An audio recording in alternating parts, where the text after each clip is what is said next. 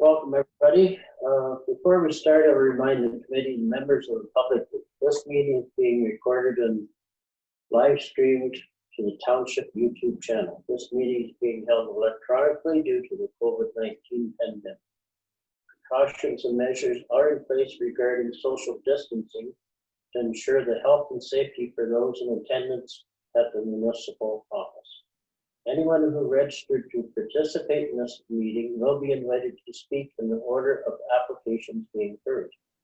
I will now do a roll call on the committee for the benefit of the public watching this meeting. When I call your name, please wave at your camera and say here or present. Jim Burley, I'm present and chairing this meeting. Tim Cronin. I'm here. Linda Dixon. Present. Hans Putkimer. Present. Charles Senior. Here. Is Ray Bauman here? Ray Raj is not here? Raj is here, yeah. Okay. Hi. Okay, present, thank you. I will now provide an explanation of the procedures for this meeting. Each application will be read by Ray, and she will ask each applicant to make a brief presentation up to exceed 10 minutes. The committee will be given an opportunity to question the applicant. Any other person who has registered with the recording secretary and is wishing to address an application either for or against will then be given an opportunity to speak. Please make sure you have turned on your microphone and video and identify yourself clearly to the recording secretary. After everyone has had an opportunity to speak, the committee will make a decision on the application. Once discussion on your application is complete, please mute your microphone and turn off the video. You are free to leave the meeting at this time or remain and listen to the balance of the applications. Applications are advised that each application has a 20-day appeal period as required under the Planning Act. The last day of appeal for the applications heard today is August the 19th, 2020. At this time, I would ask any members of the committee that are declaring a pecuniary conflict of interest with any of the applications. No. Linda, no. None. Charles, no. Very good. At this point, I will ask Ray to read the application descriptions. Consent application B15. Property is addressed as 1381 King Street North in St. Jacobs. It is zone core commercial C1 with a portion of property fronting King Street North containing the existing commercial building and residential medium density R3 zoning at the rear of the property, fronting on Queensway Drive containing a detached garage.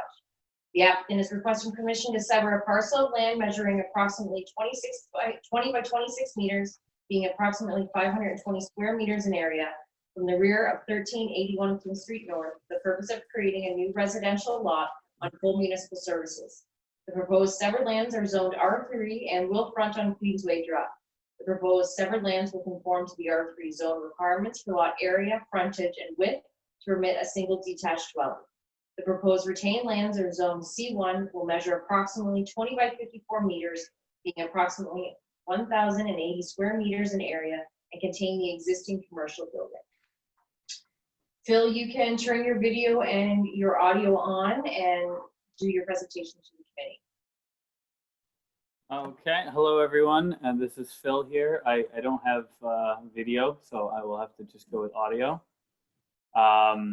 So yeah, I'm one of the owners of the Village Beer Garden that's located at 1381 King Street North. This is very new to me. I've never had to do anything like this before in terms of trying to sever a lot. We had bought the land and the property just over maybe a year and a half ago. And I've been operating a business on the front part of the lot on 1381 King Street North. Business had been going well until kind of COVID hit. And as a result of COVID and being unable to open and have the inside of our building open for quite some time, we're kind of looking to take some drastic measures, which includes selling off the back lot to try to sustain the business and the operations there. We are open now, which is good, but obviously we're still concerned about next waves and where things go. So we found a potential buyer for the back lot pending the severance. And that is what kind of has led us here. It's the last thing we wanted to do because we like having the property there. We are actually making it into a bit of a community garden. But desperate times call for desperate needs, and that is what we are looking to do now. I'm not sure if there's anything specific else that I'm supposed to cover off. I received the recommendation report on Friday and went over with our team, and I believe there's about 10 approval items that need to be covered off. I don't know if any of these are up for discussion or negotiable. Like I said, I don't really know how this process works, but we do have a little bit of concern regarding some of them and the cost to some of them. But I guess I'll leave it at that for now, and I'll take kind of what you say as advice for how to move forward, or if we can discuss things. Okay. Now I'd ask the committee if they have any questions of the applicant. To you, Mr. Chair, could the applicant please identify which recommendations are of concern to him?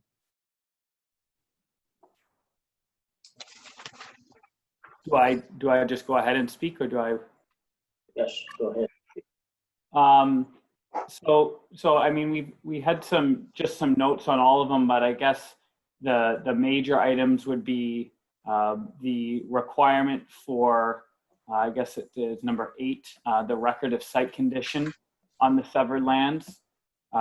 We have other properties in the St. Jacobs, and we had never ran into a property where we required to get the record of site condition before the sale. We've always been told we have to get the record of site condition after the sale. So we thought that this would be more of a condition for whoever is going to be developing the land prior to being able to develop.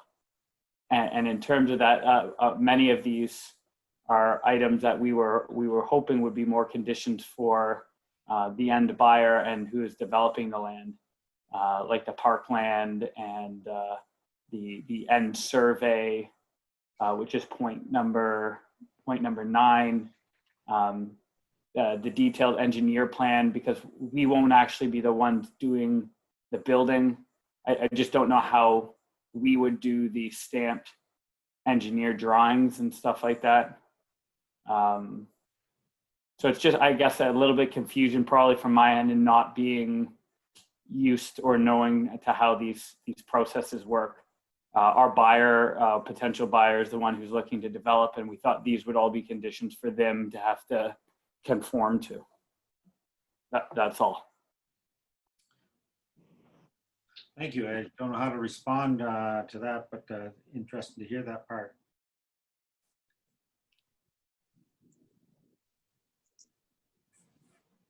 Any further questions or comments from the committee? Yes, Hans.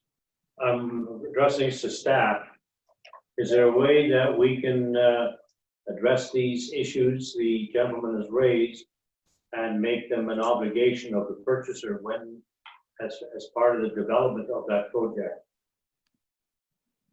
So through you, Mr. Chair, to Hans, if I can just address the first condition that Phil had mentioned in regards to the record of site. That was a condition that the region would like to see there because this particular property has been identified in the region's threat inventory database.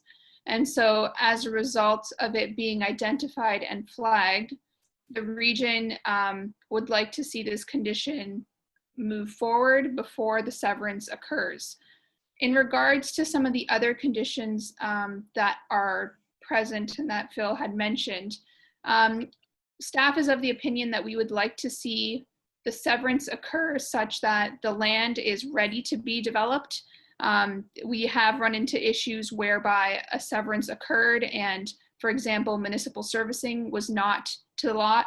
And as a result, the purchaser of said property was, I guess, confused and also unaware that there was no servicing present at the lot, and they were intending on developing that land for a house. So it's staff's opinion that we would like the severance to occur in a manner such that the parcel of land is essentially shovel ready and ready to be developed on.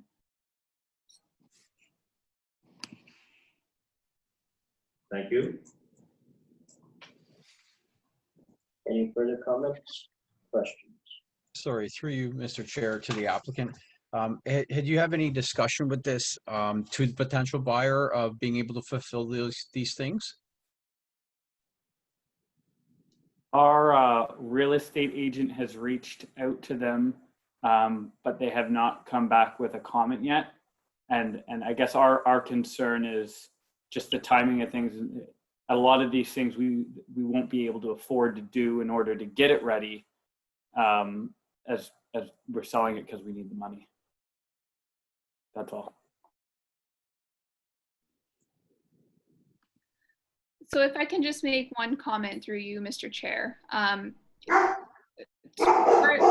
For staff, if the applicant wants to make a arrangement or agreement with the purchaser of the property to be able to fulfill the conditions, that could be something that the applicant has a discussion with the potential buyer to be able to satisfy those conditions. From a township's perspective, we really do not, I guess we're not really caring if the applicant fulfills it or if the purchaser fulfills it, so long as those conditions are filled.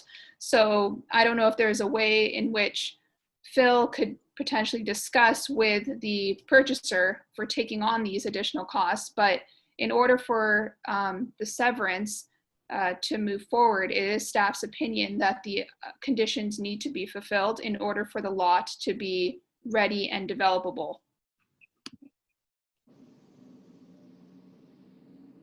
Chairman, it's Linda here through you to Raj. So two things. So and the applicant as well. Number 9, I'm trying to figure out why that needs to be addressed by the new purchaser, because as I read that, that's relating to the commercial building. Is that? Am I reading that wrong? A copy of a survey be provided to the township showing the lot areas, widths, and rear yard setback for the commercial lot conforming to the zoning. So that's because the lot's being severed, you want to make sure that the rear yard and everything else meets, it's satisfactory. Right. So, we would like, sorry, through you, Mr. Chair, to Linda. That's correct. We would like to confirm that the setbacks are conforming to the zoning. Through an aerial view, the setbacks are met, but we would just like confirmation of that, especially if the severance is to move forward, then the setbacks, the rear yard especially, would be something that staff would want to ensure conforms to the zoning. And then, Mr. Chairman, through you to Raj, number 8. Now I saw the comments from the region, and it looks like they're guidelines. They're not taking those comments out of their official plan, correct? No.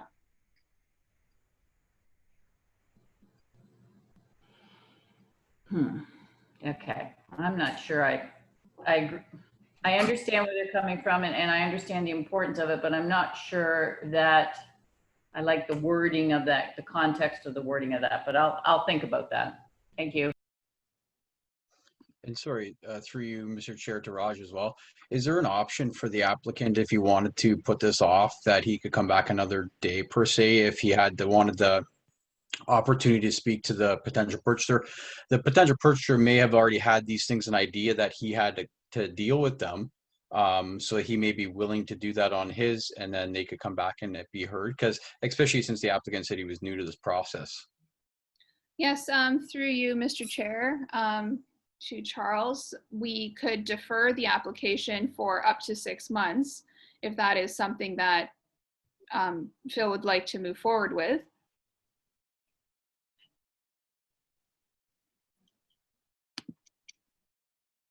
Yes, Charles, would you like to make a motion to defer this? I'm not sure really, kind of on the fence with what I would like to do. I don't know. Maybe I would hear what Phil, if Phil wanted to do something, if he wanted to go ahead today or not. I think maybe it's more of a question that he might be able to help us with, unless everybody else has a different opinion on it. I'd like to hear from Phil if we could, Mr. Chair. Yes, could we have Phil comment on that, please? Thank you. Yeah, so there is a condition on sale in order that says that this process needs to be finally approved. One of the things I was talking to our real estate agent about was if this gets passed through, does that mean we have to sever then, or can it get passed and then we, pending these conditions, and then we kind of approach the potential buyer about how we go about splitting up the costs associated with this? So through you, Mr. Chair, to the applicant, if you are unable to fulfill the conditions, if this severance is approved, if you're unable to fulfill the conditions, then it just lapses. So that means that no severance has actually occurred because you were unable to fulfill the conditions. So there would be no sort of detriment to you other than you've paid the cost of the consent application. You've just not been able to fulfill the conditions. And so if you wanted to move forward at a later date, essentially you would have to reapply and go through the process again. And through you, Mr. Chair, that's a 1 year that you have to complete the conditions to do this? That's correct.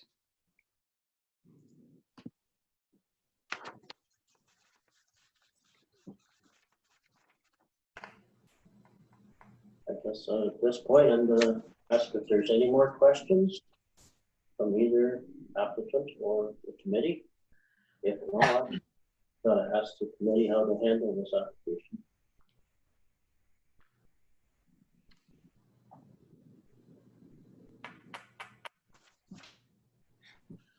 Through you, Mr. Chair, I'm still waiting for Linda's deliberations there. She has had some concerns about 8, so I'd like to sort of understand what she's thinking at this point. Sorry, Linda. Yes, Mr. Chairman, through you. So the way it reads is that prior to final approval, the owner applicant submit a record of site condition for the severed lands acknowledged by the Ministry of the Environment, Conservation and Parks to the region of Waterloo. Now, reading the conditions, the way it talks is that it's not part of their official plan to require this on severed lots, which are threats. It's in a guideline document. So it's a guideline. It's not a requirement.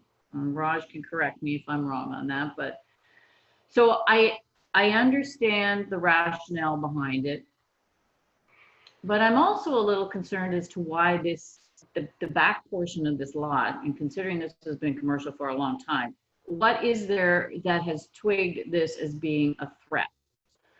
Because there's no clear indication in the guidelines as to what has made this a threat. And sometimes I find it's very ambiguous or obscure as to how sometimes these properties get labeled. And it is a significant undertaking for a record of site condition. So I understand Phil on that. So I'm not ready to arbitrarily just put that in and say they have to go do a record of site condition. I think I'd like to leave a little bit of negotiation room on that condition between the applicant and the region, because it is a guideline, and I think they deserve to speak to the applicant and understand better why there is a specific threat on that back part of the property. So I don't know if we could reword it such that that prior to final approval, the owner applicant, that somehow the I don't know, the comments, the guidelines are, I don't know how to word it. That's my problem. Um, Along the lines that it's satisfactory to the region of Waterloo, but not that they have to go out. It's worded that they have to go do this record of site condition. That's, it's a fine thing, but it's, if we put it in that way, they're going to have to do it regardless of whether it's really considered necessary. Through you, Mr. Chair, I agree with where Linda's going. I'm hesitant to take everything out in that I wouldn't want to trigger an appeal, which would really set them back to an extended time to get this because it's time sensitive. So if there's a way of wording this so that it would leave some what I would call wiggle room with the region to work something out, that would be my preference. Sorry, I have a question for Raj through you, Mr. Chair. Raj, if we didn't have it in here, would the region force it on the severance of the new people when they were to buy it? Yes, and so what could happen, and Linda and Tim both alluded to this, is there could be an appeal from the region too, which is something that we want to avoid. Through you, Mr. Chair, could we, if I just sort of lay it out what the condition could possibly read like, and then the committee can tell me what they think. That prior to final approval, the owner applicant submit a record of site condition addressing concerns identified in the threat inventory database as identified by the Region of Waterloo's guidelines, whatever it's particularly called, acknowledged by the Ministry of Environment, Conservation and Parks to the satisfaction of the Region of Waterloo. That sounds good. Linda, what are your thoughts? Linda's humming and hawing, so we can. Yeah, I know. I think the fact that we've got two things in there, we've got the record of site condition and we've got the Ministry of the Environment in here. Yeah. The only thing they're going to be able to do regardless is, as long as we have that wording in there and we have the ministry in there, they're doing our standard record of site condition. Yeah. That's the bottom line. And it may be very well worth it. Maybe there's some industrial, and maybe it's something to twig with the region the next time. I don't know how we do that, but I'd really, really like to have more information as to what the threat is really addressing, where that threat came from in their comments, not just saying it's been identified. I guess I could go look it up, but that would be helpful. I don't know. Yeah, I don't know. I guess for now we leave it as is, but it is a concern that I have if it's not something that's in their planning document specifically and it's a guideline. Yes, Tim? For you, Mr. Chair, I wonder if we could write in there that it's required unless waived by the Region of Waterloo, so that you can negotiate with them if they would waive the thing. Is that a possibility that the region could waive their requirement? Yes. I think you could put that in there. Yeah, I think so too, and that would probably be helpful. Yes, that would give me some comfort. Okay. Charles, do you have a question? I don't. Want clarification on that condition then. So at the very end, are we just adding the words unless it's waived by the Region of Waterloo, or how do you want that worded? Up out of your expertise, Linda. I think that sounds fine to me, unless confirmed that the condition has been waived to the satisfaction of the region. Okay.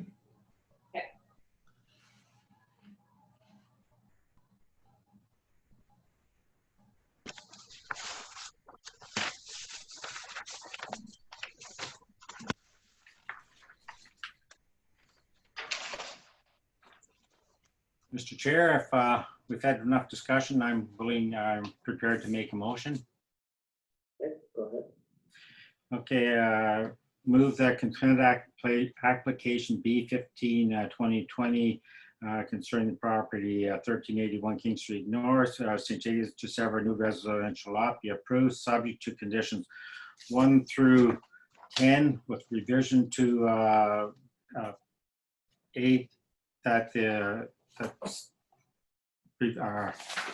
condition 8 be revised to include the words on the revision words as proposed. Second. I'll Seconded by- second it. oh, already seconded by Hans.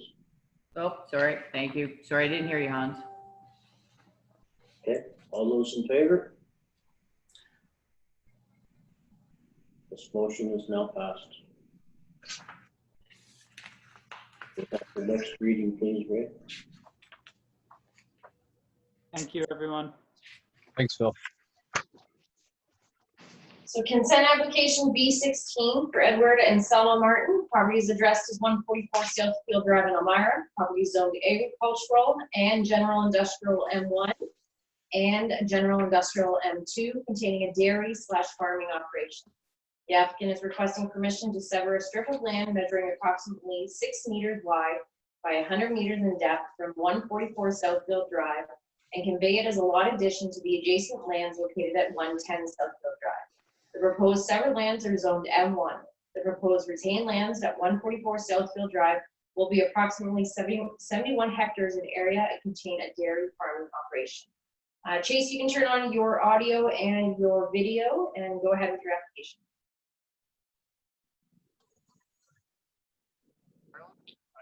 I'm the homeowner at 110 Southfield Drive. I'm just applying on behalf of myself and Edward. I'm also new to this process, so forgive me. We're applying for this lot line adjustment so that we can create a larger buffer between me and Edward's property. There's potentially new development slated to go next to us, which we were unaware of prior to us buying that home. And we also didn't know that the property line was right on the driveway. So there really is no buffer between our home and this potential new development. So we've come to an agreement to sever off 20 feet to allow my property to have a bit of a buffer to protect us from noise, dust, safety for our kids. It also gives us a little bit more of a buffer for the heavy trucks that are potentially going to be going in that property. I read over all the conditions and all seem acceptable except for the one condition I have a concern with, but I just read this on last Wednesday. So I haven't had time to look into where these property lines are on the front part of the property, was condition 5.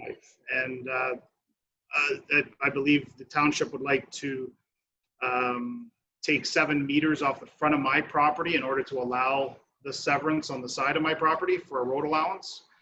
I do have a few concerns about that.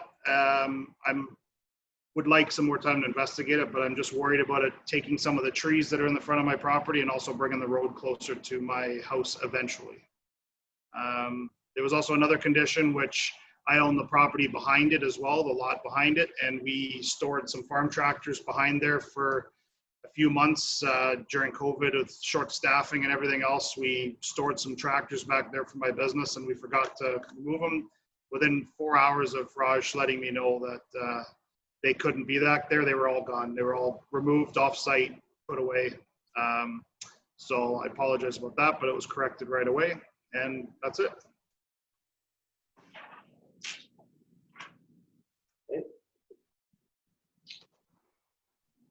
Okay. Any comments or questions from the committee? Through you, Mr. Chair, question to sort of Raj. They're asking for a 7 meter plus or minus, and I see they're wanted for the whole of frontage 144, which is the whole farm. How wide is the road allowance there now? You want to get to, what is it, 26 meters? Through you, Mr. Chair, to Tim. I do not have that information offhand as to how wide it is right now, but in order for the township to move forward with potential road widening needs in the future, There is a standard amount that we ask for when we go through consent applications or site development applications in general. So that was the reason for that comment from the engineering department. It's to prepare the township for future needs and for the future road widening in that area. I didn't read that properly. I just saw 144, sorry. So that's the entire farm, not just my land at 110. That's the way it reads right now. To you, Yeah, Mr. Chair, I wonder about it, Sarah, both sides, like, it doesn't seem right that it would all be on one side. And I have a concern too, because they're asking for a 6-meter severance, and we're taking far more land from the neighboring farm. So the application alluded to taking it on his property, which makes sense to me, but it doesn't make sense to me to remove 7 meters for the whole width of a farm and not even realize it's, that it should be shared. If you're going to widen the road, you do it both sides. And the other comment being is that the road widening, if the land next door is going to be developed, there's lots more opportunity to, as it's developed, to take the road widening as the land is developed at that point in time. So I guess what I'm suggesting is I can see asking for road allowance widening on the severed parcel on the 6 meters, but not on the whole of 144. That's quite a gift to the township, and they will have lots of future opportunity to gain that land.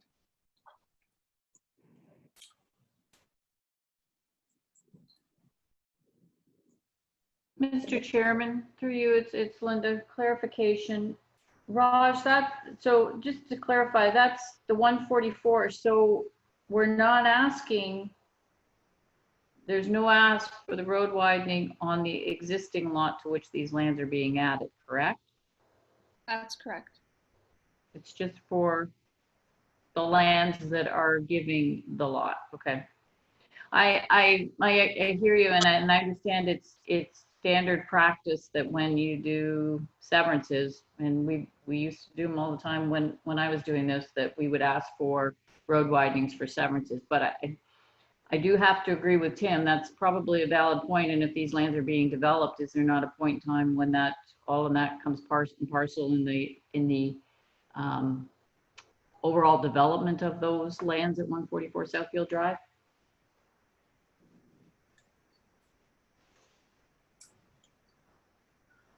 That's Josh, maybe? Through you, Mr. Chair, Tim again. I'd like to see condition 5 be revised to the applicant conveys a 7 plus or minus 7 meter road widening along the proposed severed strip of land to the satisfaction of development and engineering. I'd like to make a comment on that. I just did a calculation of how much farmland that is. That's almost 3/4 of an acre of farmland. If that was actually a condition that wanted to be put forth, where I'm reducing no farmland at all because I'm just taking grass. So that 7 meters along the whole 144 is almost 38,000 square feet. So thank you.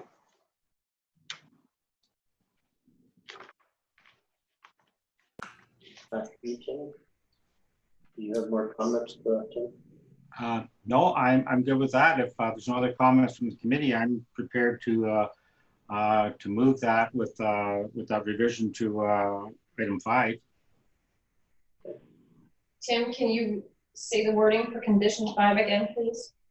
Okay, to make it work, if you take the existing condition and take out the words frontage of 144 Southfield Drive, including the. Okay. So it would read the application conveys a plus / minus 7 meter road widening along the proposed severed strip of land to the satisfaction of township development engineering. Thank you.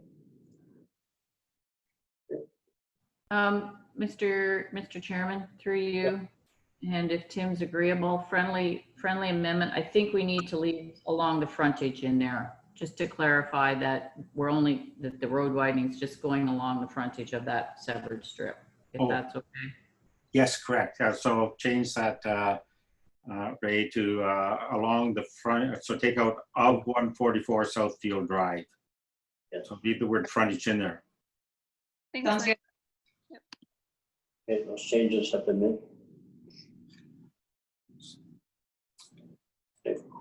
Ready for the motion? Yes, would you?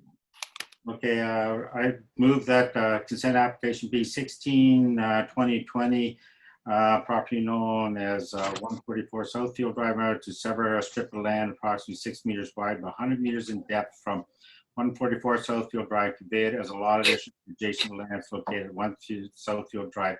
Be approved, subject to 1, 2, 3, 4, and revision 5. I'll Seconded, second it. right? Seconded by Linda, sorry. Mr. Chairman, Linda will second that. Thank you. Yes. Okay, all those in favor?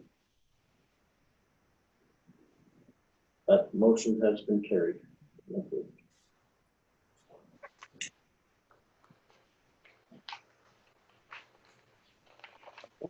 Thanks, Chase. Thank you very much. Thanks, Chase. And we have no further applications. No further applications, so I would ask if we have an approval of the minutes of June 29th, 2020 meeting. I'll approve those. I'll second. At this point, we have adjourned this meeting. Thank you. I forgot to vote on the minutes. Oh, You did, all in favor of those minutes? Sorry. Now I will adjourn this meeting. Thank you. Thanks, Jay. Thanks, everyone. Okay, thank you, everyone. All right, we'll Bye. see everybody in Hans's backyard. What's it looking like next month, Ray?